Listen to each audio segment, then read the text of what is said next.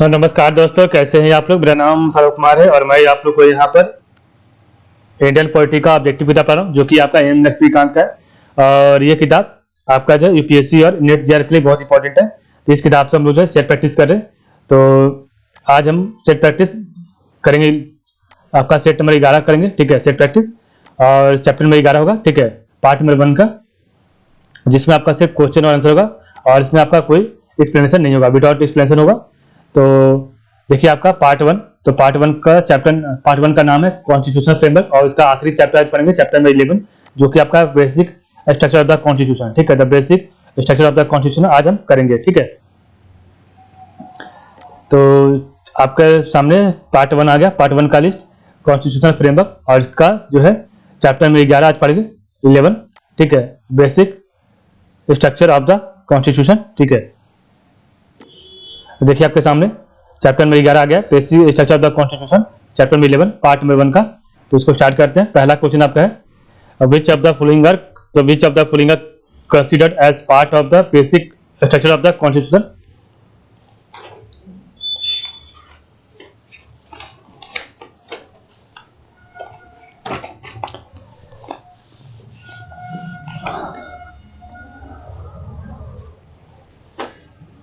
तो which of the following are considered as part of the basic structure of the Indian Constitution। तो 1 correct answer, option number D, 1 2 4 are right, ठीक है। तो republican and democratic form of government, secular character of the constitution and federal character of the constitution, ये आपका तीनों सही है। और division between fundamental rights and directive principle of state policy आपका गलत है, ठीक है। क्वेश्चन आपका 2 है, स्टेटमेंट 1 और statement 2, the power of amendment under article 368 does not include the power to alter the basic structure of the constitution. Statement 2 है, the right to equality does not form part of the basic structure of the constitution. तो 2 correct answer है, option number C, statement 1 is true and statement 2 is false, ठीक है। The power of amendment under article 368 does not include the power to alter the basic structure of the constitution, आपका सही है। The right to equality does not form a part of the basic structure of the constitution, आपका गलत है। Question आपका 3 number है, which one of the following is the correct statement?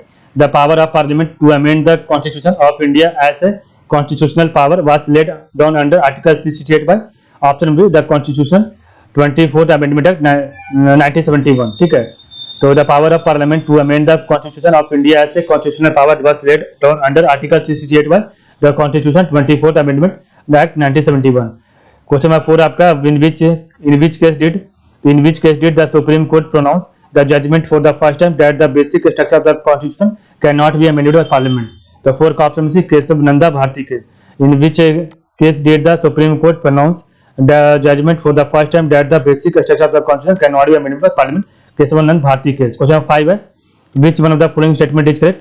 तो option number D, neither the Supreme Court nor the parliament have defined the basic structure of the constitution, ठीक है। तो neither the Supreme Court nor the parliament have defined the basic structure of the constitution, ठीक है। Question number 6 है, which one of the following amendment? तो which one of the following amendment has inserted provisions saying that nothing in article 13 shall apply to any amendment made under article 368? तो option number C, 24th amendment act, ठीक है। Question 7 है, under article 368 the parliament has no power to repeal fundamental rights because these are option number D part of the basic structure of the constitution। Question आपका 8 number है,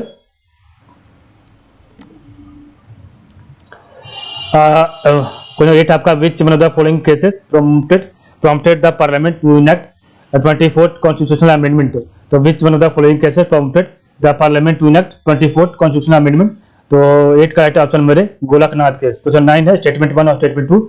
तो statement 1 कह रहा है, by amendment the parliament can not destroy the basic feature of the constitution. और statement 2 है, the power to amend does not include the power to abrogate the constitution. दोनों आपका सही है, both the statement are individually true and statement 2 is the correct explanation of 1, ठीक है। तो the by amendment the parliament can not destroy the basic feature of the constitution सही है। The power to amend does not include the power to abrogate the constitution, दोनों सही है। Question number 10 है, the supreme court invalidated the provision of the 42nd Amendment Act, which enlarged the scope of Article 368 to amend fundamental rights on the ground that the amendment abrogated a basic feature of the Constitution, ठीक है। तो ये आपका सही है, ठीक है। तो इस प्रकार हमारा जो है पार्ट नंबर 1 का, ठीक है, तो पार्ट नंबर 1 हमने आपका जो है कंप्लीट कर लिया, ठीक है, कॉन्स्टिट्यूशनल फ्रेमवर्क का। और आपका हमारा जो है चैप्टर नंबर 1 से लेके चैप्टर नंबर 11 तक हमने टोटल इसमें पढ़ लिया, ठीक है। कल हम आपका पार्ट नंबर 2 स्टार्ट करेंगे, जो कि आपका होगा सिस्टम ऑफ गवर्नमेंट, ठीक है।